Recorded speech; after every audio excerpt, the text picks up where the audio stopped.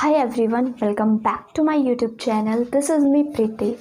Today in this video I'm going to share with you some tips regarding how to choose an optional subject. Why people give so much importance to this optional subject and all the problems you have related to the optional subject. I'm going to clear all this problems. आज की इस video के अंदर हम बात करने वाले हैं कि ऑप्शनल सब्जेक्ट को आप किस तरीके से चूज़ करो कि आगे जाके वो आपके लिए प्रॉब्लम्स क्रिएट ना करे, आपके लिए वो बेनिफिशियल हो। आप फर्स्ट टाइम में ही ऐसा सब्जेक्ट चूज़ करो कि जो आपके लिए बेनिफिशियल हो। तो उसी के रिगार्डिंग आज के इस वीडियो में हम बात करने वाले हैं। मैं आपके ऑप्शनल को लेकर सारे डाउट्स क्लियर करने वाली हूँ। जितने भी डाउट्स आपके मन में है ऑप्शनल को लेकर, आज की इस वीडियो में आपके सारे डाउट क्लियर हो जाएंगे। आज की इस वीडियो के अंदर हम बात करने वाले हैं सबसे पहले तो कि ऑप्शनल सब्जेक्ट होता क्या है, कितने मार्क्स का आता है, क्या क्या आपके ऑप्शनल सब्जेक्ट्स है यूपीएससी के अंदर एंड किस तरीके से आप इसको चूज़ करोगे, कहाँ से आप इसकी स्टडी करोगे। जितने भी आपके ऑप्शनल को लेकर मन में कन्फ्यूज़न्स हैं वो सारी कन्फ्यूज़न आज क्लियर हो जाएगी, इसलिए वीडियो में एंड तक ज़रूर बने रहना। वीडियो पसंद आए तो वीडियो को लाइक कमेंट शेयर करके चैनल को सब्सक्राइब ज़रूर कर लेना और बेल आइकन प्रेस कर लो ताकि फ्यूचर की हर नोटिफिकेशन आपके पास सबसे पहले आ जाए। सो हमारा वीडियो का टॉपिक है how to choose an optional subject, कि ऑप्शनल सब्जेक्ट को किस तरीके से चूज़ करें, कैसे चूज़ करें। उससे पहले आपको मैं कुछ बेसिक चीज़ें बता देती हूँ। सबसे पहली चीज़ तो ऑप्शनल सब्जेक्ट है ही क्या, ये चीज़ आपके मन में सबसे पहले क्लियर होनी चाहिए कि ऑप्शनल सब्जेक्ट क्या है। As you all know that कि यूपीएससी के अंदर आपका प्री के बाद जब मेंस होता है तो मेंस में ऑप्शनल का एग्ज़ाम होता है। मेंस के अंदर आपके 9 पेपर होते हैं, ये बात आपको पता होगी। और इस 9 पेपर के अंदर जो 2 पेपर है वो आपके किसके होते हैं, ऑप्शनल सब्जेक्ट के होते हैं। पहले ये होता था कि 2 पेपर अलग अलग ऑप्शनल के होते थे, दोनों अलग अलग ऑप्शनल्स चूज़ करने पड़ते थे। बट नाउ दिस टाइम आपको एक ही ऑप्शनल चूज़ करना पड़ता है और उस एक ऑप्शनल के ही आपके 2 पेपर होते हैं। क्लियर है। ये जो 2 पेपर है आपके, एक पेपर आपका 250 मार्क्स का होता है तो 2 पेपर आपके 500 मार्क्स के हो गए। टोटल आपका मेंस कितने मार्क्स का होता है, 1750 मार्क्स का आपका मेंस होता है और जिसके अंदर 500 नंबर आपके क्या है, ऑप्शनल के है। यानी कि 1/3 मार्क्स का आपका ऑप्शनल आ रहा है। एंड इतने number we can not take it for granted, हम इसको ऐसे ही हवा में नहीं ले सकते कि 500 नंबर ही तो है, क्या हो गया ये ऑप्शनल चूज़ कर लिया तो। No, we can not do that.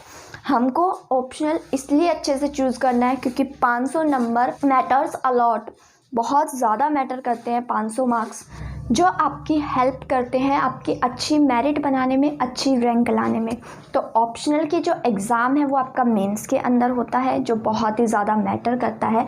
इसीलिए इसकी इम्पोर्टेंस इतनी ज़्यादा है क्योंकि इसके जो मार्क्स है वो सबसे ज़्यादा है।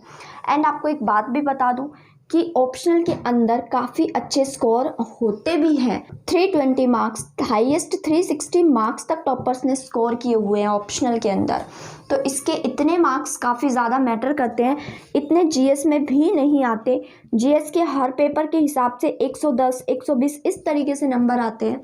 तो ऑप्शनल सब्जेक्ट्स बहुत ही ज़्यादा मैटर करता है, इसीलिए इसकी इतनी इंपॉर्टेंस है कि आप सही तरीके से चूज़ करो, अच्छे से इसकी स्टडी करो ताकि आपकी जो मेरिट है, आपकी जो रैंक आएगी उसमें ये हेल्पफुल रहे। I hope it's clear now optional subject क्या है और कितने मार्क्स का इसका एग्ज़ाम आता है। अब देखो how to choose an optional subject. Optional subject को चूज़ कैसे करना है, ऑप्शनल सब्जेक्ट क्या है ये आपको क्लियर हो गया होगा। इसी के साथ आपको एक चीज़ बता दूं कि आपके टोटल जो है वो 26 ऑप्शनल सब्जेक्ट्स आते हैं यूपीएससी में।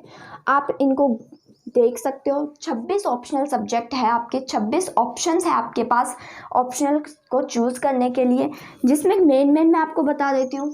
एंथ्रोपोलॉजी है, साइकोलॉजी है, geography, economics, mathematics, botany, political science, public administration, law, इस तरीके से 26 ऑप्शनल सब्जेक्ट्स आपके हैं। जो मैंने आपको अभी बताए ये बहुत ही ज़्यादा कॉमन है। सबसे ज़्यादा चूज़ किए जाने वाला ऑप्शनल जो आपका ज्योग्राफी है। ज्योग्राफी सबसे ज़्यादा चूज़ होता है और सबसे टफ भी ज्योग्राफी ही है, लेकिन सबसे ज़्यादा चूज़ ज्योग्राफी को ही किया जाता है। अब बात करते हैं कि how to choose an optional, आपको चूज़ किस तरीके से करना है। तो कुछ बातें मैं आपको बता देती हूँ before choosing the optional subject. First thing, जो अभी स्कूल में है वो अपने करंट जो आप पढ़ रहे हो उस पर फोकस करो। लाइक आप यदि 10th तक हो तो जो आप पढ़ रहे हो आप उस पर फोकस करो। उसके बाद आप 11th में जाते हो, देन 11th में जाने के बाद आप अपना सब्जेक्ट चूज़ करते हो। जो भी आपने सब्जेक्ट लिया उस टाइम यदि आप यूपीएससी को सोच के ही चूज़ कर रहे हो तो आप ऐसा सब्जेक्ट चूज़ करो 11th 12th से ही जो आपके आगे आने वाले जर्नी में आपकी हेल्प करे। ठीक है, ऐसा ही सब्जेक्ट आप चूज़ करो जो आपकी इस जर्नी में आपकी हेल्प करे। लेकिन यदि आप अभी 11th में हो, 12th में हो और आपने अपनी स्ट्रीम चूज़ ऑलरेडी कर रखी है, जो भी आप करंट में पढ़ रहे हो आप उस पर फोकस करोगे। उसके बाद जब आप ग्रेजुएशन में हो जाते हो, देखो एनसीईआरटीज़ आपको सबकी बेसिक से पढ़नी है तो आप एनसीईआरटीज़ अपनी कैरी कर सकते हो, लेकिन ऑप्शनल को चूज़ करने से पहले आपके पास 3 साल होते हैं किसके, ग्रेजुएशन के। ग्रेजुएशन के अंदर आपको क्या फाइंड आउट करना है कि आपका इंटरेस्ट किस सब्जेक्ट में है, कौन सा सब्जेक्ट आपको इंटरेस्टिंग लगता है, किस सब्जेक्ट को आप बिना बोर हुए किसी भी टाइम और ज़्यादा से ज़्यादा पढ़ सकते हो। ये बातें ध्यान रखना कि ऑप्शनल को आप जब चूज़ करोगे तो ऐसा ऑप्शनल होना चाहिए जिस सब्जेक्ट में आपका सबसे ज़्यादा इंटरेस्ट है। और वो इंटरेस्ट फाइंड आउट कैसे करोगे, यदि आप ग्रेजुएशन से चल रहे हो तो जो ग्रेजुएशन में आपकी बुक्स है उन बुक्स के अकॉर्डिंग देखो सबसे पहले तो कि उनके अंदर आपका कोई ऐसा सब्जेक्ट है जो आपके ऑप्शनल में भी आता है और उनमें से भी आपका इंटरेस्ट है या नहीं है उस सब्जेक्ट में। तो अपना इंटरेस्ट फाइंड आउट करो। इंटरेस्ट आपका होना चाहिए, क्यूरियोसिटी आपके अंदर होनी चाहिए कि आप उस सब्जेक्ट को लेके क्यूरियस हो, आप उसके ऊपर और ज़्यादा से ज़्यादा रिसर्च कर सकते हो। हमको ऐसा सब्जेक्ट चाहिए होता है। ठीक है, पहली चीज़ तो ये। सेकंड थिंग कि ऑप्शनल ज़रूरी नहीं है जो आप ग्रेजुएशन में सब्जेक्ट है आपके पास वही सब्जेक्ट आप ऑप्शनल में लो, ऐसा कुछ नहीं है। आपका जिस चीज़ में इंटरेस्ट है, यदि आपके ग्रेजुएशन के सब्जेक्ट्स अलग है और आपको बाद में अलग चूज़ करना है तो कोई मैटर नहीं है, आप अलग सब्जेक्ट चूज़ कर सकते हो।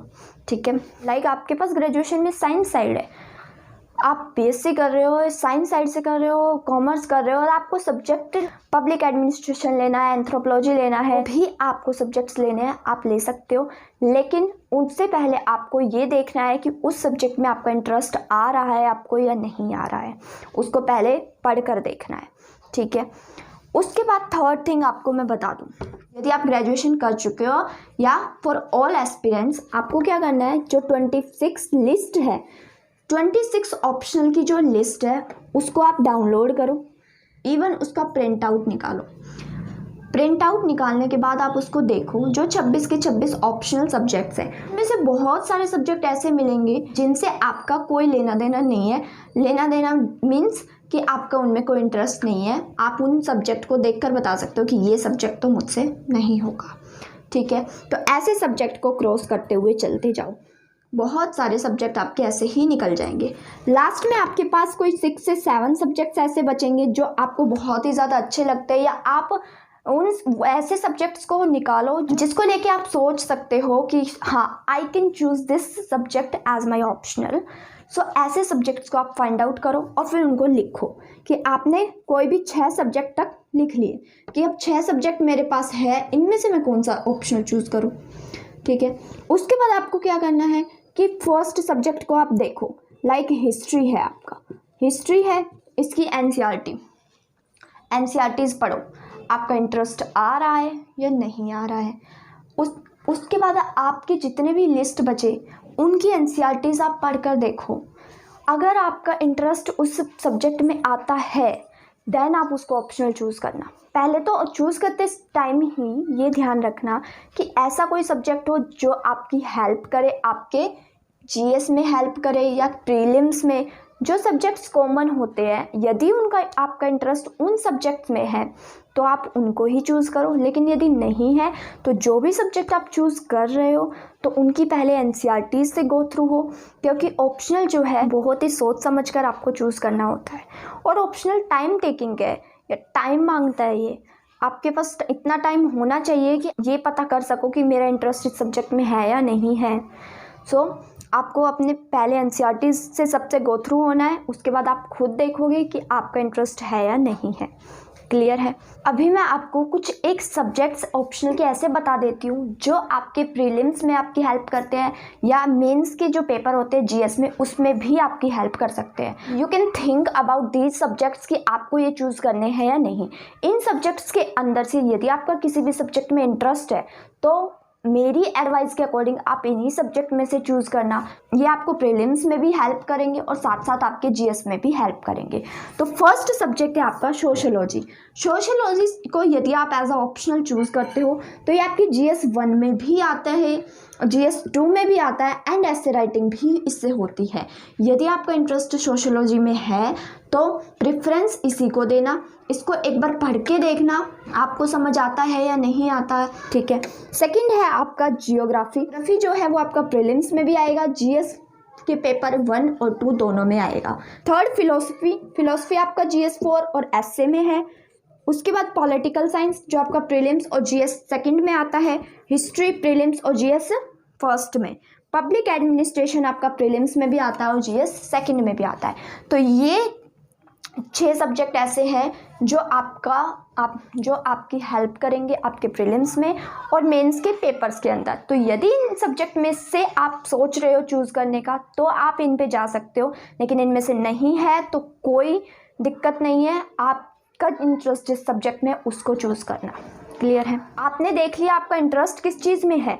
अब आपको क्या देखना है कि इंटरेस्ट तो है ही उस सब्जेक्ट में, लेकिन क्या उस सब्जेक्ट की बुक्स एंड रिसोर्सेज अवेलेबल है, कि उस सब्जेक्ट का कितना मटेरियल आपके पास है, कौन कौन सी बुक्स आपको पढ़नी है। उसके बाद आपको ये चीज़ देखनी है, बहुत ज़्यादा इंपॉर्टेंट है, क्योंकि मटेरियल बहुत ज़्यादा इसका इंपॉर्टेंट रहने वाला है। 500 मार्क्स का है, आपको मटेरियल चाहिए होगा।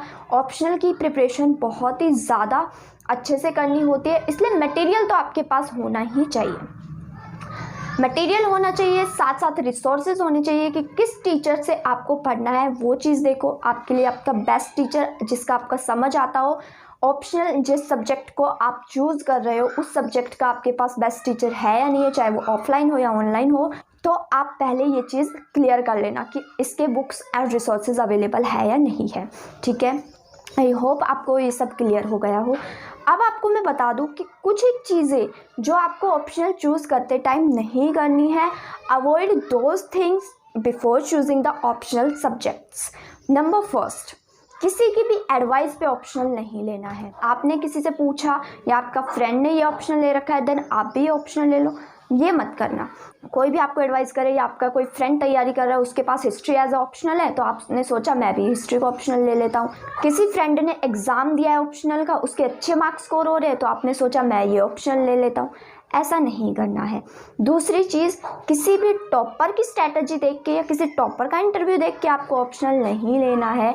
आपने किसी टॉपर का इंटरव्यू देखा कि इसके इसमें अच्छे मार्क्स स्कोर हो रहे थे या इन टॉपर्स ने ये लिया तो मैं भी ये ले लेता हूँ, ये भी आपको बिल्कुल नहीं करना है। तीसरी चीज़ मैं आपको बता चुकी हूँ कि रिसोर्सेज ज़रूर देख लेना, बुक्स ज़रूर देख लेना अवेलेबल है या नहीं है।